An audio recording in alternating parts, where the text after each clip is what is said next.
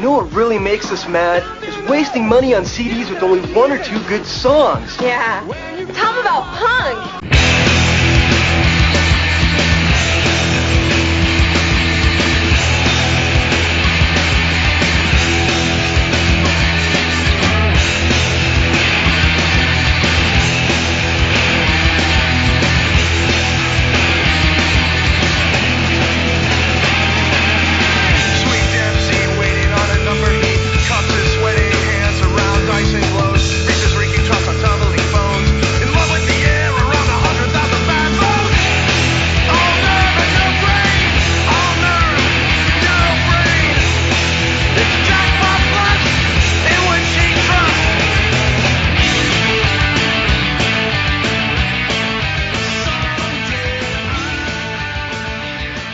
What's up, posers? Welcome to Punk Lotto Pod, the game where no one wins. I'm your co-host, Justin Hensley. I am your other co-host, Dylan Hensley. And today we are joined yet again by our friend Cory. Cory, how's it going? Hey guys, good. Thanks for having me back again. Yeah, that episode was so fun that we decided to record another one without finding out the reaction to the first one. So almost back to back. So, if people hated that episode, they're gonna hate this one. Sorry, guys. We Cory take a ruin our pod. All the episodes with Cory take a nosedive. It's my terrible reputation. Yeah. Oh, it's such an unpopular figure. Divisive. Let's see. I didn't write out my intro, so I'm going to go off the top of the head. You'd think I'd have this memorized. This is, what, the 43rd episode? This is the show where using the Rate Your Music chart, punk charts, and a number generator, we choose one album and one EP at random to discuss. Hey, that was right. Yeah. Simple enough. Yeah. Does anybody have anything exciting happen this week? I met some bee scientists this morning. That was pretty cool. So they're like second string. Yeah. Like they're cheaper. They're like the opener. The opener to the big name scientists. See, I went to giant bees in lab coats. These were two scientists collecting bees in cups. So neither.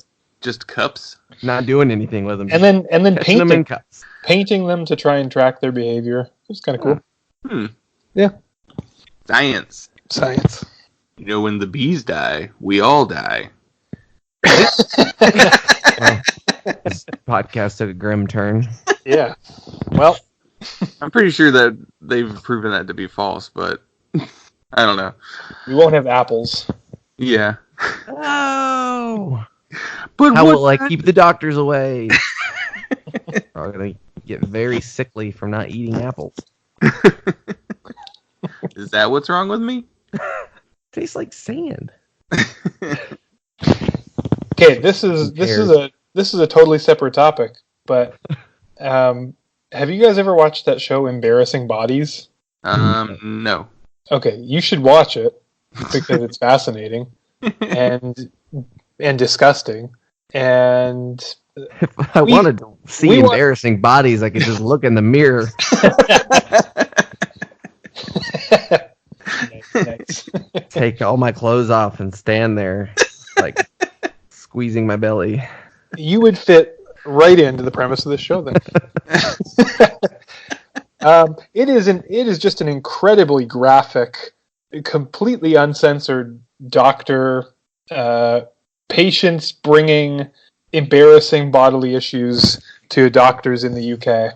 And we started the series, I don't know, sometime within the last 2 years, and then just stopped watching it, but picked it back up again last night when we had nothing else to watch. And yeah, oh boy, those 2 years, I think I've gotten a little more queasy. But, you know, just throwing it out there as something to watch if you're bored. So is it a gross out show? It's like a perfect balance of gross out and informative. Like if you've ever had an infected body part, chances are someone else on Embarrassing Bodies has had a similarly infected body part. And if you've ever been too embarrassed to go to the doctor, you might want to after watching the show. This is a pro-doctor PSA. I guess. I don't know that I want to watch. Get your infected nasal passages checked out. Oh, I guess I should get this oozing wound on my arm looked at. It'll be fine. It'll be fine. I mean, the people who go on this show, too, I don't know how you would get me to ever agree to appear on a show like this. As I said, completely uncensored, and some very private concerns. Yeah, that is strange that they're willing to go on TV with something like that. Yeah. There has just lay it all out there. Oh, it always starts with the doctor saying, "Can I take a look?" Well, this sounds like a show I would absolutely hate. I don't handle gross stuff very well. No. Unless it's like fictional, like clearly props or something. Well, shit. That was a weird way to start the show. Bringing it down. I just really want to talk about infected butts. Disintegrating butts might be more accurate. Oh, no. All right. Well, unless Dylan, you have something, we'll start the show.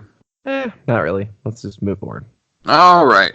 So for this episode, we got the year 1989. And as usual, we take a look at the Rate Your Music charts for that year. And so right off the bat, I say 1989 is a grim year. There are some very strong standout releases in a sea of very forgettable releases. I mean, number one on the chart is like, it's a huge record. Right. It is The Cure's Disintegration. That's probably, that's one of their biggest records. Yeah, I'd say so. Yeah. I mean, that's the one, I feel like. I mean, maybe. I don't know. That album has Pictures of You and Love Song on it. Like, that's the big singles. Yeah. But I don't know. There may be some ones before this one that might actually... Yeah. Well, Pornography. Yeah. But... Kiss me. But then it's immediately followed by No Means No. That's a band that shows up all the time on, like, the front page of these years, and I don't get it. Like, I feel like I know what No Means No sounds like, but I don't. Well, for some reason, like, none of their albums are on Spotify, which I'm assuming is just some, choice by whoever owns the albums, probably the band at this point. Yeah. They're not paying us enough. So they steal it. I don't know. It just just because it's not on Spotify means people are going to go buy the albums more. And this is weird. I guess this week Apple announced like they're getting rid of iTunes. Mm-hmm. Yep. And replacing it with like 3 different apps or something along those lines. I was like, okay. It sounds like they're just dividing up, because in iTunes you could buy apps and music and like TV and movies. So to me, it sounds like they're just separating them into 3 different companies. Yeah, I mean, it's definitely intended as a way to push you towards spending more on other services, specifically like paying for Apple Music or whatever. Mm-hmm. But there's a lot of people who were complaining about, like, I've been cultivating a digital library for years now. And it's like, but it's digital. You don't actually own it, even though you've paid for it. Because Apple could, it's like in their terms and conditions that they could just remove it from your library if they ever chose to. So, to me, I don't know. It's strange. The only real way to really support a band is to buy their albums and go see them live. Like, buy physical copies from the bands through their through their record labels directly, or I mean, buying digitally through Bandcamp or something like that, right? Like a service that gives more money to the artists directly, which, as far as I know, is pretty much only Bandcamp. Bandcamp takes like 15%, which I think is lower than I think iTunes took like 30%. Yeah, I think it was higher. Bandcamp is like the best place outside of a direct download from the band, which even then I feel like there's probably some hosting fees if they did it directly that way. Or but just buy the record. I mean, if you really want to support the band, or buy a T-shirt, there's plenty of ways to really support bands. We got on a weird tangent, but you're listening to Terms and Conditions. How did this branch off of No Means No? The fact that their music's not on Spotify. Oh, that's right. I don't know. To me, Spotify feels more like a way for people to hear your music, where you can at least get fractions of a penny instead of nothing. I don't know. Well, yeah, like it's better than paying to get your music on a review site, like paying a PR person to, in which you still have to do that too, but I don't know.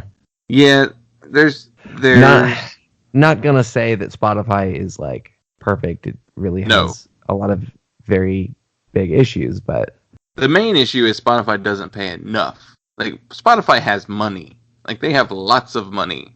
Yeah. And they're just not paying people enough. But at the same time, people will tend to go after... There's a tendency to blame people who use Spotify more than the companies. Like, people were like, if you really want to support the artist, you go buy it. It's like, but not everyone wants to go run out and spend $10, $15, $20 on an album they haven't actually heard yet. Yeah. I mean, I can't afford to buy every single album I might want to listen to once. Right. So, I don't know. Anyway. Yeah, sorry. Weird tangent, but there's some... Back to the charts. There's... We're recording this kind of early, so that might be why we're a little scattered. I've only been awake for 2 hours, so... Me too. Number 3 is Repulsion, which you'll remember us talking about on our Genocide episode. Hooray. Number 4 is Terrorizer, another grindcore band. Number 5, this is probably the most important album on this page. One of, at least. Number 5 is Operation Ivy's Energy. Were you ever into Op Ivy? Me? Yeah. Oh, yeah, big time. Yeah. If they let 16-year-olds get tattoos, I would have had the Operation Ivy Skanking Man on my... I think I had it planned for my upper shoulder. Nice. Yeah. You were going to go big. I am just so very glad that they didn't let 16-year-olds get tattoos. You would have just a big black bar on your shoulder. Now.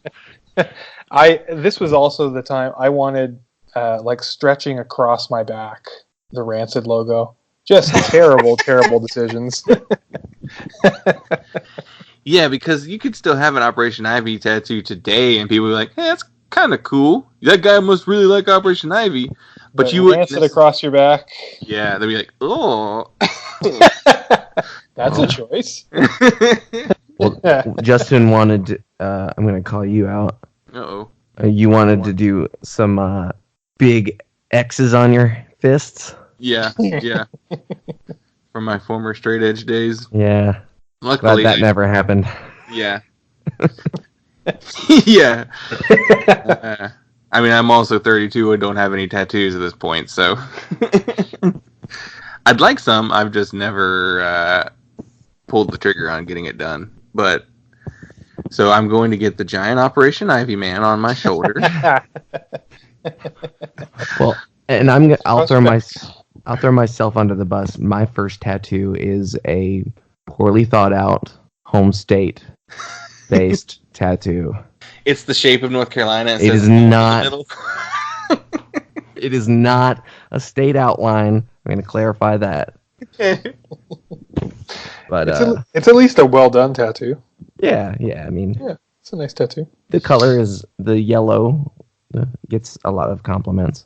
Yeah, it's very nice. So yes, I did have an Operation Ivy phase. They're not a band that I revisit very often. But Justin, didn't you and I just talk about this last night or 2 nights ago? Yeah, through a text message we were talking about it. I did like Operation Ivy. And I was surprised at that. I know, because of my long-standing dislike of Rancid. Yeah, I just figured they would go hand in hand. Yeah, I think this is before, because Tim Armstrong sings on this record, yes, but not nearly as much as Jesse Michaels does. Yeah. And this is also before Tim Armstrong became a full-blown cartoon. Yes. Like a stereotype of, like a stick figure drawing of what a ska fan in the 90s is. But have either of you ever seen the video of Tim Armstrong playing Journey to the End of the East Bay while sitting in a tree? no. No, that sounds. It's recent, but I think Billy Bragg introduces him for some reason. It's a professionally filmed video, but he's sitting in a tree, and high up in a tree. No, I remember watching some like live concert documentary tour footage thing that Rancid was involved with, and the one that really sticks out with me the most is Tim Armstrong and Iggy Pop singing "No Fun," Okay. like on acoustic guitar. Yeah, I don't think I ever saw that. I thought that was kind of neat. But then I also remember watching Tim Armstrong run around on stage and only strum the guitar every once in a while. I mean, this just It's a sounds technique. like marks in the plus column for Tim Armstrong. Tim Armstrong seems Rancid to is me. Tim Armstrong seems to me like the kind of guy who badly plays the acoustic guitar at parties. Just like fucking Tim. But put it away. Lars Fredriksson once described him in an interview as the Bob Dylan of his generation, Nice. like the Bob Dylan of punk. I think he, in the same interview, called him one of the greatest living American songwriters, and I'm not going to argue with Lars Fredriksson. Well, can't disagree with the opinions of Lars Fredriksson. You know, his fashion choices are on point. All of his solo projects are phenomenal, and so the tastemaker of our generation. You will have no disagreement from me. But I actually listened to Energy again the other day, and I was like, hey, these songs hold up. Also, I know way more of these songs than I thought I did. Yeah, there's still some really good songs on there. I don't know how much of that is nostalgia, because I don't or wouldn't want to listen to any other band that sounded like Operation Ivy at this point in my life. But you listen to Rancid. But again, nostalgically, I don't listen to new Rancid. Those songs are they're so imprinted on my brain, especially in Out Come the Wolves, especially Rancid 2000. You know, those I found those at a very important time in my life. Yeah, I know you've always said that anytime we ever cover the band Rancid, we have to have you on, so I want to be on that episode. we definitely need to do that at some point. You're going to need to get to an Out Come the Wolves. I don't think you can talk about American punk without talking about an Out Come the Wolves. I want to go as long as possible without talking about Green Day. Yeah, that's fine. I listened to Dookie last week. It was also sick. Hey, here's my punk shame, I guess. I've never listened to the album Dookie. Yeah, that's insane. I've heard enough of it that I'm just like, Enough. What is you? I can fill in the rest of it. I've heard all the singles 9 billion times, which there were like 4 or 5 singles off that record. And they're great singles on their own, but when taken as a whole, the album flows so well. Like, take half an hour and listen to Never Dookie. heard praise for the sequencing of Dookie. It's critical. Like, it's just like the A side. Actually, CD. I'm a B-side guy. Here's my other admittance. I have listened to all of Insomniac, Nimrod, and Warning. You listen to the entirety of every other record And American after Idiot. Dookie through American Idiot. Yeah. I'm pretty sure that's accurate.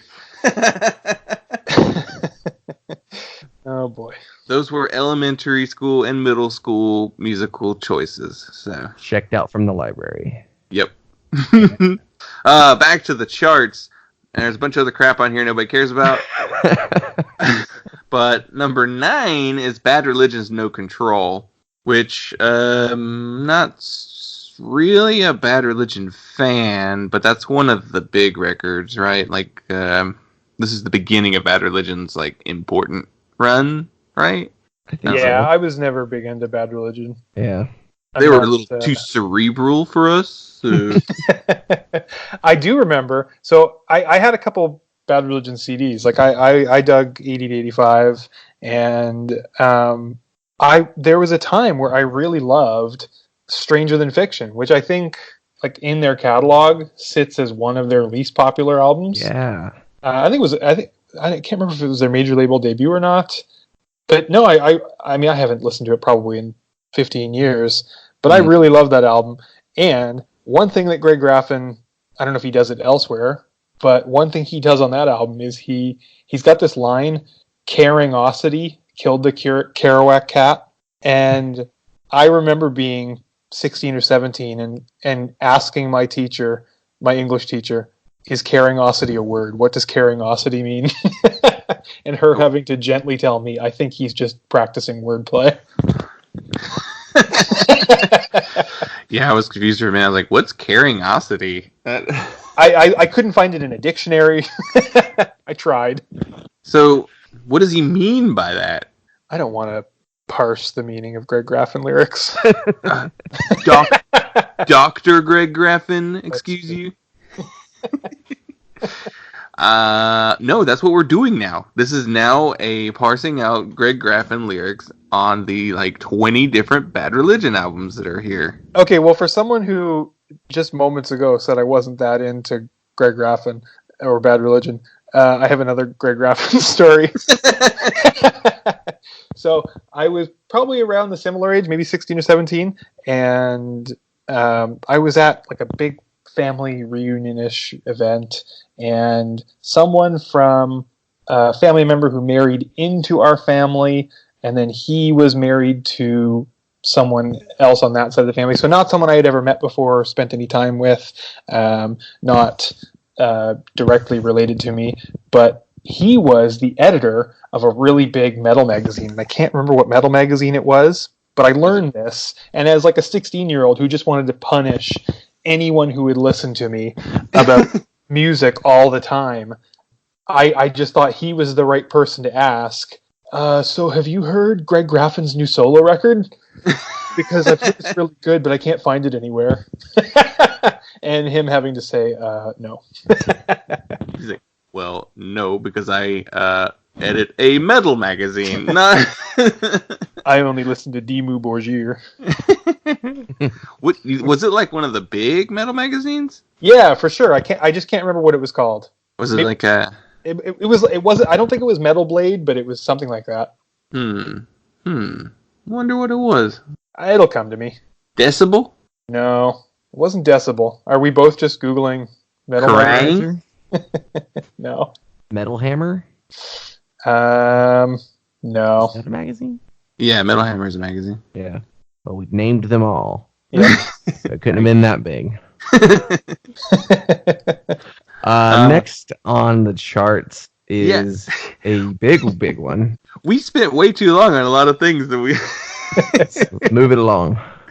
Some expediency here. Yeah. It's Start Today by Gorilla Biscuits. Yeah. That's one I listen to a lot. That's Right. a record. That's probably the one record on this list that I have listened to the most. Yeah, doing a quick rundown of the list right now, I would have to agree. That's probably the one I listen to the most. Yeah. Start Today. Start Today rules. Like, the 2 Gorilla Biscuits LPs are phenomenal. I'm actually surprised it's not higher than number 10, to be honest. I don't know why people would rate the Mekons or Cardiacs higher than this record. Because art punk. Who is... I'm sorry to interrupt and redirect again, but I just remembered. It was Brave Words and Bloody Knuckles. What is that? It's still a magazine. It's been going on since the mid '90s. It's now rebranded as of 2008 as Brave Words, but Brave Words and Bloody Knuckles at one point was a large-ish Canadian metal magazine. Oh, Canadian. That's why we've never heard of it. There you go. Back to the charts. So it's all about Rush, right? Yep. Yeah. Not even a metal band. The Guess Who. Metal means something different up here, you guys. It's a lot of Neil Young. Neil Young? He's Canadian. I guess. So, looking at the rest of this first page, it's real weird. All Roy's Revenge. That's one of the best albums of 1989. Ooh, there's a Judge record on here, Bringing It Down. That was a big deal. I'm not a Judge fan, but I'm aware that they're an important band. Same goes for Cro-Mags. What else? They're Sick of It All. Wow, this is a strange list. I mean, there's a Naked Raygun record. Yeah, that one's not that great, though. Yeah. But then you go to the second page, and it gets, like, weaker. Like, weirdly, the Ramones' Brain Drain is on the second page, and I would put that on the first page compared to some of those other records. Yeah, though that's not a very good Ramones record, in No. all fairness. Yeah, I mean, even on the second page, it seems like it's a lot of weaker releases by bands that are often front page bands, like Swans or Bad Brains or The Hated or... The Offspring's first album is on this page, and I don't know that I've ever even heard that album. It's just self-titled Offspring. And like I would wager that Psychedelic Furs record and that Lemonheads record are good, but they aren't records by either of those bands that I have listened to. They're not ones that are talked about, so their placement kind of makes sense here. There's more than one session album on this. There's Doom's Double Peel session, 2 complete sessions, and on the page before there was a BBC session from Bauhaus. So it's like, I think 89 was a bad year for punk. Like, there's definitely good records, but there's not a lot of them. I have a thought related to that ties into both of our releases for this episode. So, do we want to go ahead and start talking about our first record? Let's do it. Cool. So, we got number 104 on the album charts, and it is Shudder to Think, and their album Curses, Spells, Voodoos, Mooses.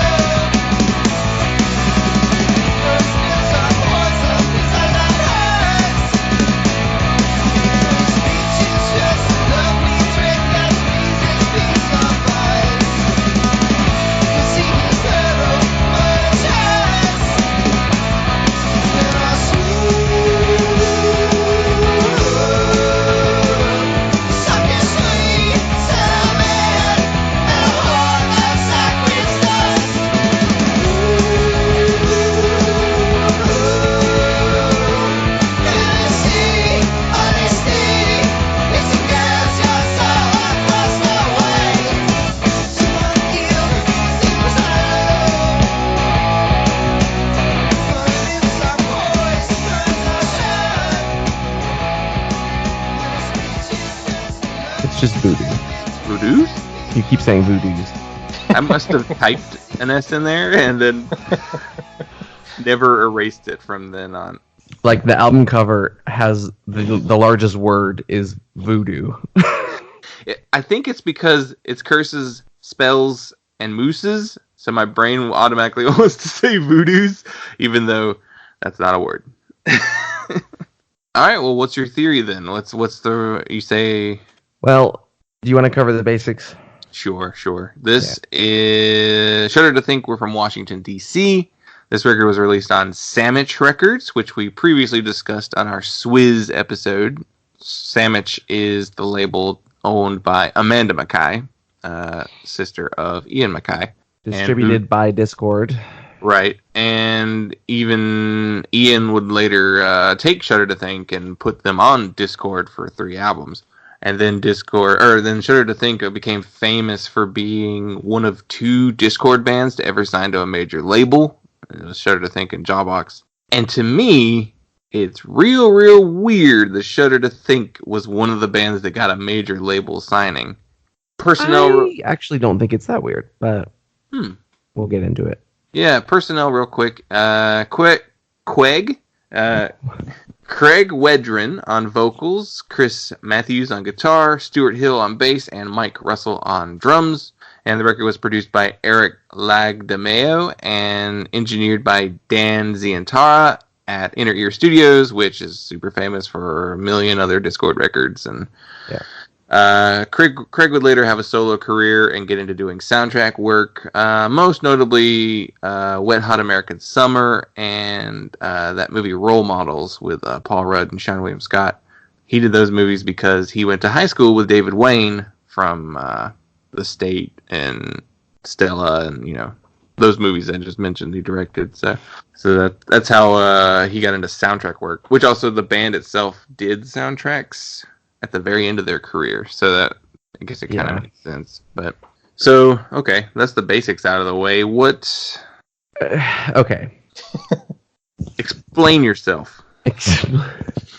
Okay, which part? Okay, well, let's talk about the weird, like them. You don't think it's that weird that they got signed to a major label? No. Because they got signed to a major label in the 90s.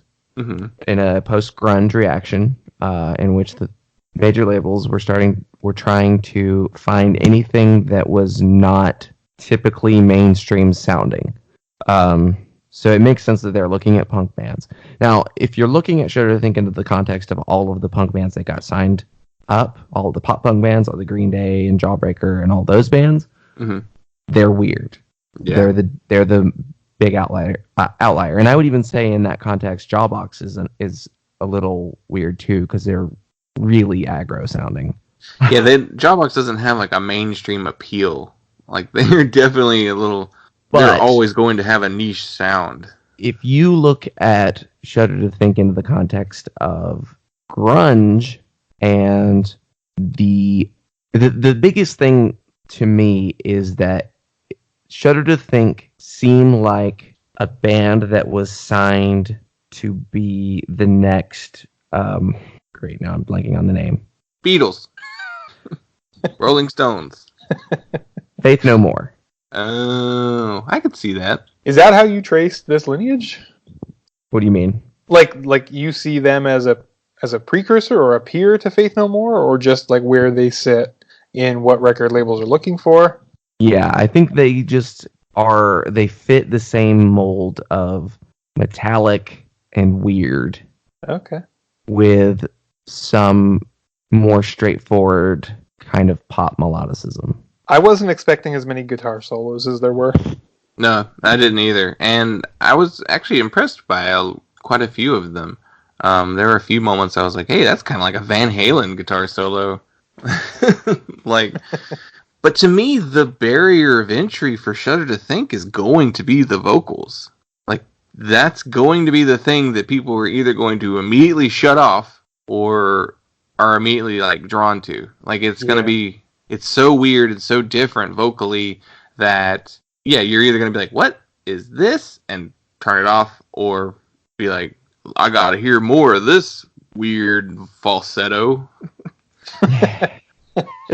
His falsetto is really bad. His his nasally upper vocal range I can live with. hmm But when he does the falsetto, like the full on head voice, hmm it's not good. So okay, I thought of as I was preparing my notes for this episode. Was also editing the episode that Cory you were on last, the X-ray specs episode, and on that episode we talked about how Polystyrene was an impressive singer who could actually sing, playing within a punk environment, and trying to form her style to a sound. And to me, Craig's vocals are a guy who doesn't have necessarily the skill or maybe training of a really good singer trying to sing very, like above his level, like vibrato, like high ranges. Like he's got maybe the natural talent to do it and a unique enough voice, but he doesn't seem to have the training to actually pull it off like he thinks he does. Well, there's something about the way they sound overall that makes me think that I don't think he's confused about what his voice sounds like. Mm-hmm. Like, I don't think that he hears it and he's like, I fucking nailed it. Like, I'm just like this incredible vocalist. Like, I don't think that he thinks that. It strikes me that he's like, well, I'm not a trained vocalist and I'm not executing these techniques or even staying entirely on pitch, but that's fine because that's not the point. They definitely have an art punk mentality, an art rock kind of mentality into the way the whole band is constructed and the way they present themselves. Yeah, to me, I always thought I thought of them as they were a bunch of people who came up in the punk scene, and then they decided to give their art school friend the microphone, and then they all wrote an arena rock album together. Like, to me, it's like punk ethos combined with prog rock, hard rock 70s music with a weirdo on the mic. Okay, I guess we should just get everybody's overall impression of the record. So, Cory, I told Dylan that I thought you were going to hate this one. Okay. So, was I correct? Why did you think that? Well, I thought you would hate his voice. Okay. And you have previously in the past told me you are not a fan of the Discord Records sound. Yeah. In general. Yeah. So, was that right? Was that an accurate estimate? Yeah, I was really trying to figure out why anyone in 2019 would become a Shudder to Think fan. Like, what I like about your podcast is that, I think we talked about this a little bit last time, I don't tend to go back and listen to a lot of older music. I tend to think more as it's something that I am moving alongside with. Like, I learn about new bands and they become part of my listening habits. And the bands that I tend to accumulate as I get older tend to stick around, but I don't necessarily go back and try and seek out things that I wasn't around for the first time. Sometimes those things slip in, but that is one thing that I really like about your podcast, that I can go back and maybe open myself up to some areas that I haven't explored. And so when I was listening to Shudder to Think, I was thinking, like, what can I get out of this as a music listener in 2018?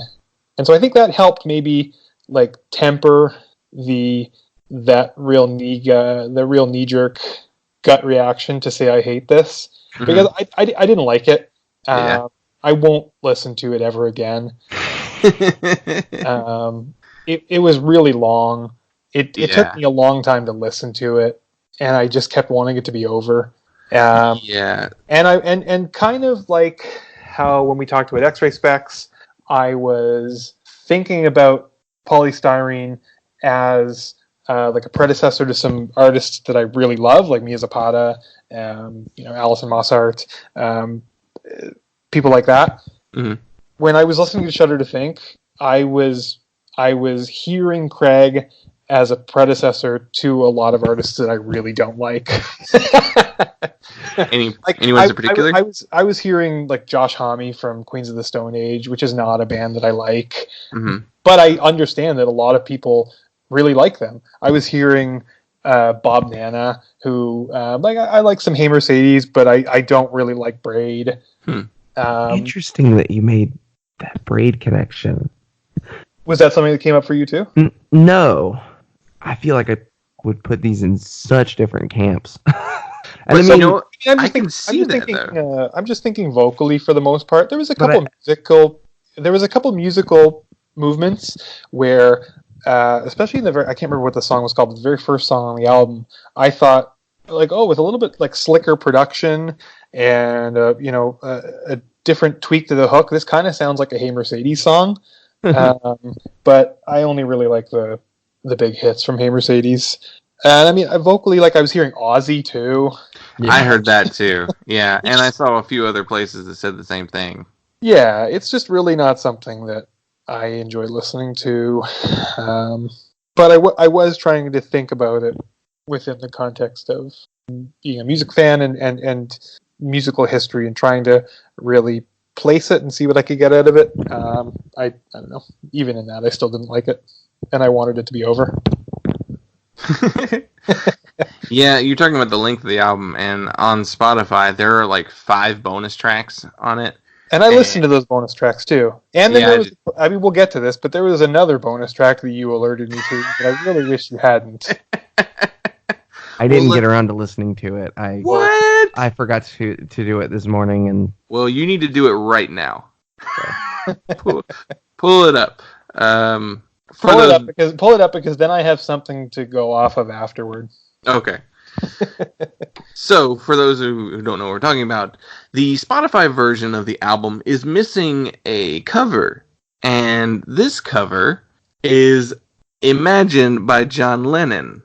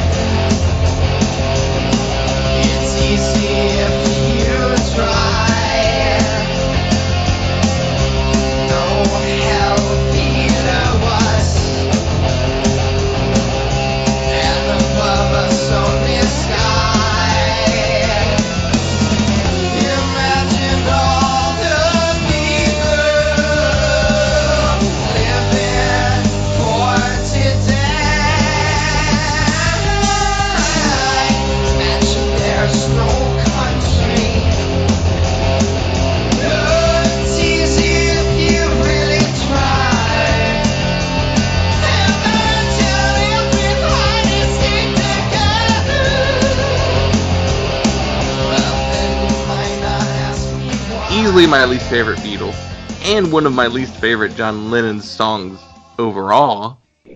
And I don't like the Beatles at all. I don't really either. Never have. This is probably Imagine is probably one of my least favorite songs of all time. It's so schmaltzy. Just really, really hate it. Really hated the Shudder to Think cover. Wished you hadn't told me about it. It just made my night measurably worse. It's the centerpiece of the album as well. Like it's in the middle of the record. And I did a little bit of poking around on YouTube as well, and it seems like it was a real live hit. Wow, he sounds like, oh my gosh, he sounds so much like Ozzy on this song. Because when you said Ozzy, I was like, I can see that, but I didn't really hear it. But listening to this now, I'm like, holy shit, it's like Crazy Train. Imagine all the people. Oh, wow, that's so bad.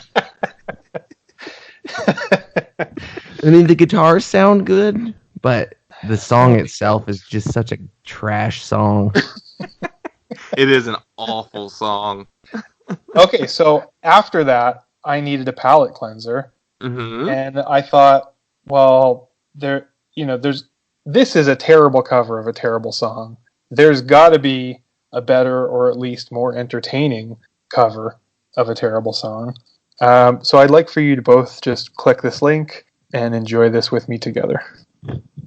Uh-oh. Is it playing for you? It is for me. Yeah. So at first, I thought that this was a photograph.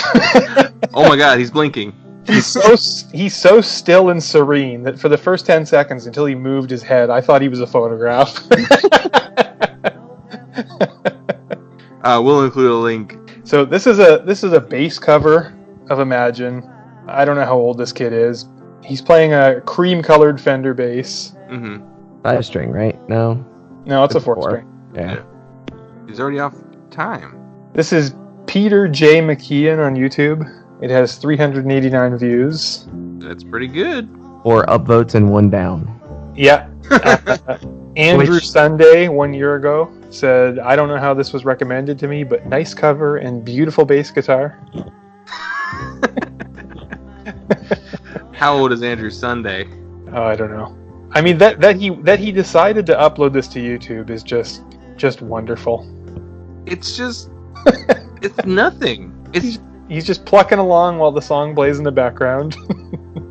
It's not even a song with like a super impressive bass part. And it's not even a cover. He's just playing along to the song. Like if he were playing the bass by itself with no backing track and singing it, that would be a cover. Yeah. All right, that's probably enough from Peter J. McKeon. I have more. Oh boy. God, I have so many notes. I don't think you're gonna make your 2 o'clock. I have one more. Okay. It just a spoiler. It gets worse. Oh god. Nice. Well, that guy's beard and hat combo are an indication. Have you clicked? Yep. Have you read the title? No. I love the parentheses mouth sounds. So this is. Oh no! This is YouTube user. This is YouTube user ASMR Acoustic Vibes doing John Lennon's Imagine, a whispered acoustic song. Parentheses mouth sounds. Oh god! In his description, he's written soothing whispered ASMR acoustic cover for sleeping and relaxing. Can you imagine trying to sleep to this? And then he says, hope you enjoy this whispering male ASMR music with soft vocals, featuring auditory ASMR triggers, parentheses, mouth sounds, saliva, etc., and soft acoustic guitar. I want to hear an ASMR cover of Saliva's Click Click Boom now. Listen, this sent me on a YouTube rabbit hole that was way better than listening to Shudder. There are Blink-182 ASMR covers. I am sure that there is just whatever you want. What? I couldn't hear your whispering over the whispering, Dylan. Why? I have to stop it because it's too unnerving. I like how you whispers the part. That's my favorite part of the song. It's menacing. I could not fall asleep to that. I'd be terrified there was somebody in the room with me. You would never sleep again. It sounds like something that... for bedtime without telling your wife. And both try and fall asleep to it. It sounds like something that would be in like the trailer for like a really bad, like lots of jump scares, like new horror movie. Just pitch it down a little bit. That's all I've got. Oh man. That's atrocious. Well, we need to do some ASMR covers of Shudder to Think songs. I enjoyed that better than Shudder to Think. Shudder to Think is the opposite of ASMR. Oh.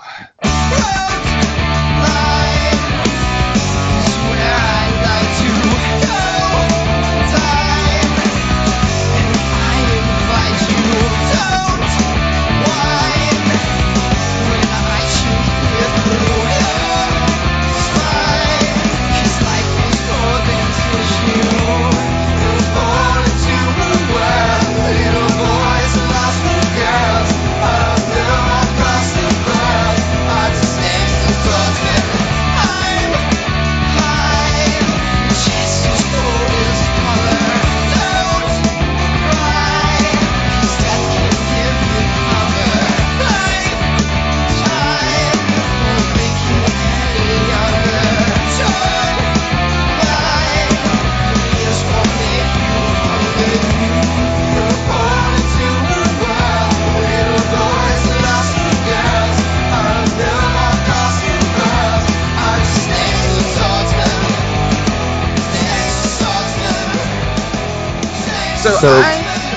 My overall impression of the record was it's not great, it's not bad. I don't think I'll ever listen to it ever again. And I like Shudder to Think. I think I got into them just early enough. Like, I was in, college. So I was doing that weird thing that I think most of us all do in our early 20s where you're like, I like this real weird thing and that makes me interesting. So I got into them while my tastes were still being formed. And so I still enjoy Shudder to Think, but I didn't enjoy this album as much as their later albums, specifically, what was the album after this, 10 Spot. 10 Spot, that's the big one. Yeah, and Pony Express, or like Funeral at the Movies. Like, I like those albums much, much more than this one. What do you think, Dylan? So, I was familiar with Shudder to Think going into it, so I knew what they sounded like and generally knew what to expect from it. I figured it would have some rougher edges than their later stuff, just being their first album. I didn't hate it. I didn't love it. There's a lot of guitar playing that I really like. There's a lot on here that reminds me of the Revolution Summer bands of Dag and Rites of Spring. Yeah. Gray Matter. I do think that it tries too hard to be something else. Mm-hmm. I think it does reach too hard for a big hair rock and roll. even in like a tongue-in-cheek, like not even like, because I don't think that they're like even necessarily pulling like a full SSD. Oh yeah, where SSD went in that like huge glammy like hair metal direction. This feels more like going down like a David Bowie, Todd Rundgren, like 70s glam instead of 80s hair. Well, yeah, I mean, a little New York Dolls. Mm-hmm. It has maybe more of the gruffness of that side of glam, and not as much the weirdo freak thing. Yeah. Which Craig does bring the most like weirdo vibe to it, and it is easily the weakest part of the band. I do really like a lot of the guitar playing on this record. I really think the musicianship of all of the instrumental elements of the band are interesting and pretty fun to listen to. Yeah. I would be curious to see what a different frontman would have done for those musicians. Like I said, I don't hate his voice. Mm-hmm. Because he is capable of an aggressive, nasally singing voice that is unique and interesting. Mm-hmm. He's just too all over the place and just going constantly. Like he just doesn't have enough restraint to really execute it. And that's probably one of the things that makes their later records better, is that he does practice more restraint and generally sings better. Yeah, I mean, they definitely stood out in the Washington, D.C. scene, especially in like this late 80s, purely from Craig's like presence alone. Like he is such a different thing in the punk scene that they made a name by being the weirdos in the scene. So, well, it's interesting because the weirdest thing about them within the DC and in the bigger picture of Discord Records bands through the 90s and into the 2000s is the degree to which they are pretty mainstream. Yeah. I mean, there's definitely a big, like I said, an arena rock vibe to their stuff. So they took way more influences from outside of the punk scene than a lot of other bands. Yeah. I don't know. It's a weird record. Looking at the Rate Your Music charts, it's their second lowest rated album, behind their 97 album 10,000 BC, which apparently even the band hated. I didn't listen to that one, so I don't know for sure. But and then their last 2 records were like ambient scores for soundtracks. So Yeah. those I wouldn't even really count those as part of their discography. It's purely the members of the band made records for movies, but they're not their music. Yeah. So like I probably wouldn't listen to it. I still would just go to listen to Funeral at the Movies or Pony Express or Get Your Goat. So what would everyone rate the album? I mean, really right down the middle. I want to say a 3.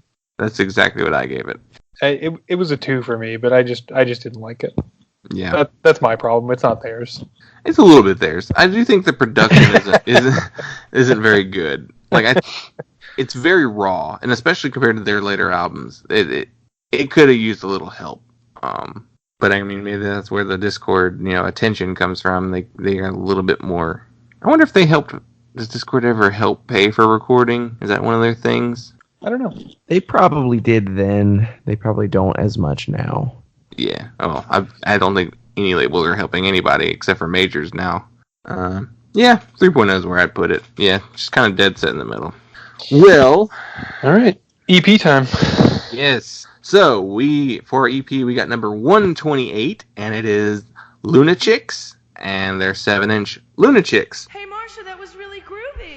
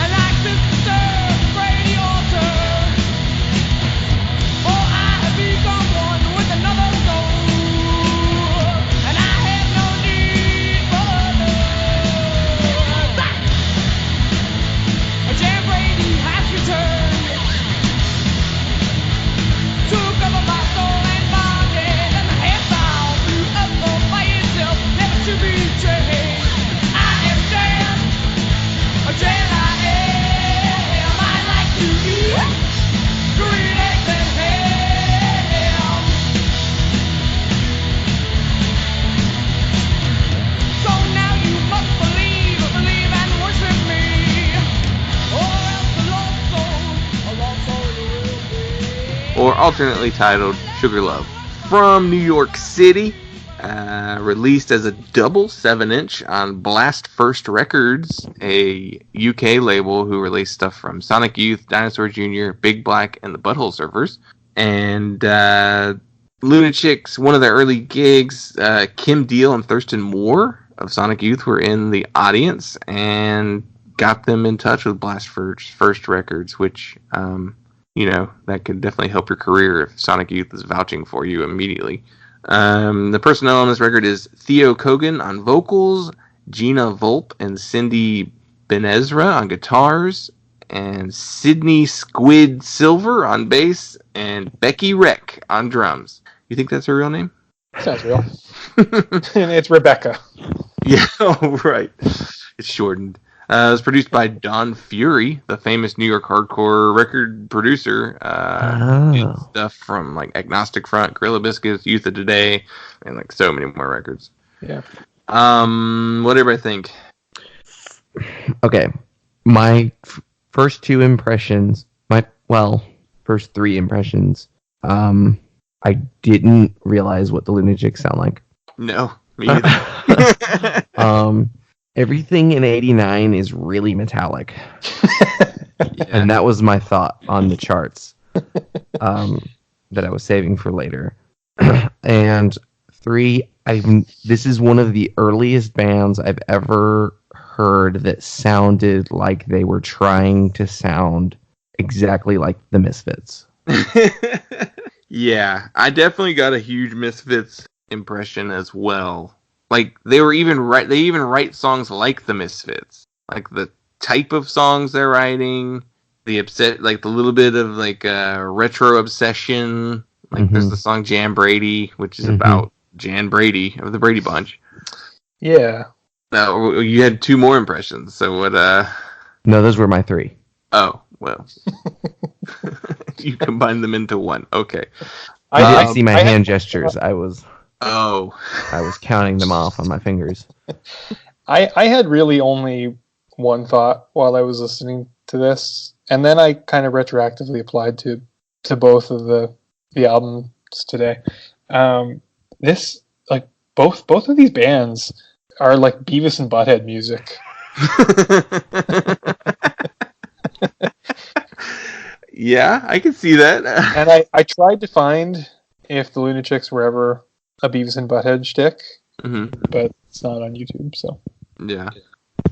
yeah, it made me think of Beavis and Butthead. When I think of Lunachicks, I just hadn't.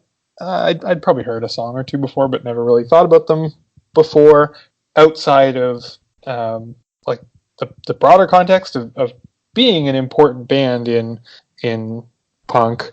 But I wasn't prepared for their lyrical content. Yeah.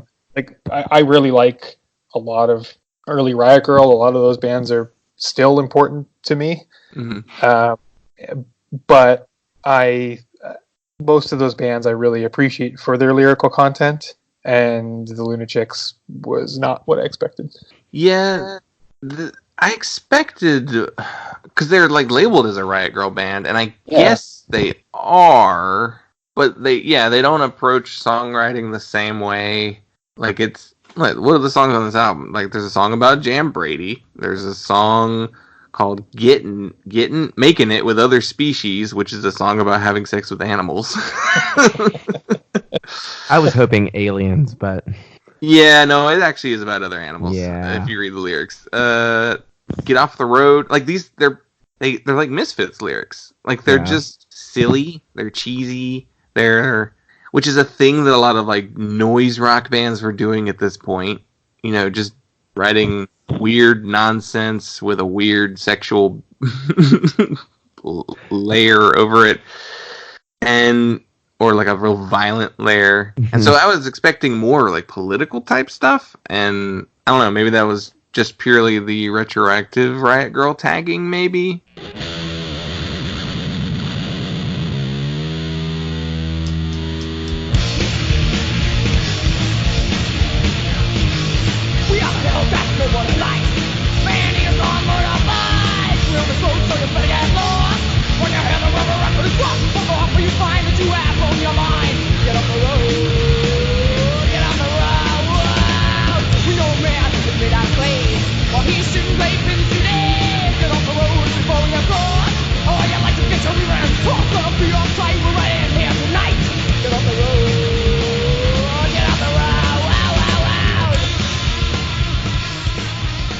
But I thought this EP was kind of frustrating to listen to, because I liked how the songs were written. I like how the song, like, you know, the progressions and the chord progressions and like the instrumentation and the writing aspect. But I hated the production, and I hated the particular guitar tones that they chose to go with on this EP. And so I was really curious to see what their other music sounded like. And I listened to their first full-length album, Babysitters on Acid, which 3 of the tracks on this EP are on, and they sound so much better on that record. Like, they're way cleaner sounding, the distortion's a little better, production's better. So when you said it was produced by a big, like, hardcore producer, it made perfect sense. Like, yeah, he just like dimed all the amps. It's just like crunch, crunch, crunch. Yeah. And it's not suited to these songs. No. Like, it needed a stronger bass presence, and because they're almost playing like noise rock, like Misfits songs as noise rock songs. So like, yeah, it needed a different producer, probably, and who could have like told them like, no, let's mic up these effects a little differently. And there's a little bit of like a psychobilly horror punk vibe, a little bit of a death rock element. So I like the grittiness. I like the kind of don't give a fuck attitude these songs had. But I also imagine them like as like a biker bar band almost, like a divey, like a psychobilly biker bar. That's what I imagine. Yeah, it was too much like any other shock rock band. Mm-hmm. I don't know. I just wasn't into it. Yeah. Supposedly the band themselves like did not like the production on this and the full length, and they apparently are mad at the record label because they never really got any money from it. Which at this time labels were making money, so there should and they did well enough that they released like 4 or 5 albums, so they should have been getting paid, but that's evil record label, I guess. But, Yep. What would everyone rate the album? Unless anyone has anything else they want to add. No, I didn't have anything else I wanted to add. I 2.5. Yeah, I gave it a 2.75. I'd be interested in going back and listening to other recordings of these songs, maybe. Mm-hmm. I don't think it's anything I would listen to too often. I think narratively, bands like Lunachicks and other bands in that era are really important for the history of punk. My wife said that she had a Lunachicks CD somewhere. She said she really liked them. They released an album on Go-Kart Records in the 90s. Okay, all right. So I'm wondering if their sound even changed a little bit in the 90s. I didn't get too far past the very first album, so yeah. I wonder if they became a little punkier as they went. But yeah, maybe. Interesting. Yeah, I would give this specific release like a 2. Mm-hmm. It just didn't give me anything to really want. So basing my impression of the band purely off of this EP, I wouldn't even bother to listen to anything else.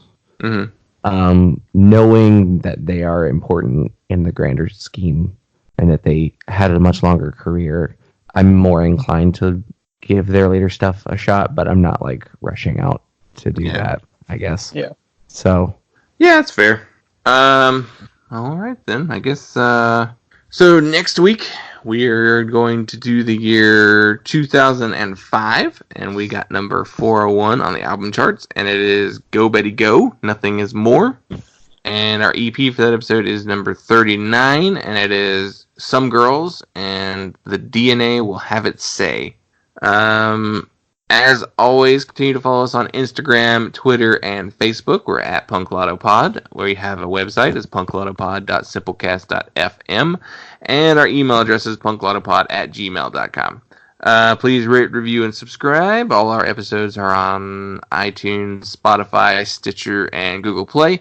And I guess that'll do it. Thanks a lot, Cory, for coming back on the show. I know it was kind of last minute, but it was fun having you back. Yeah, it was fun to do it. Thanks again. Yeah.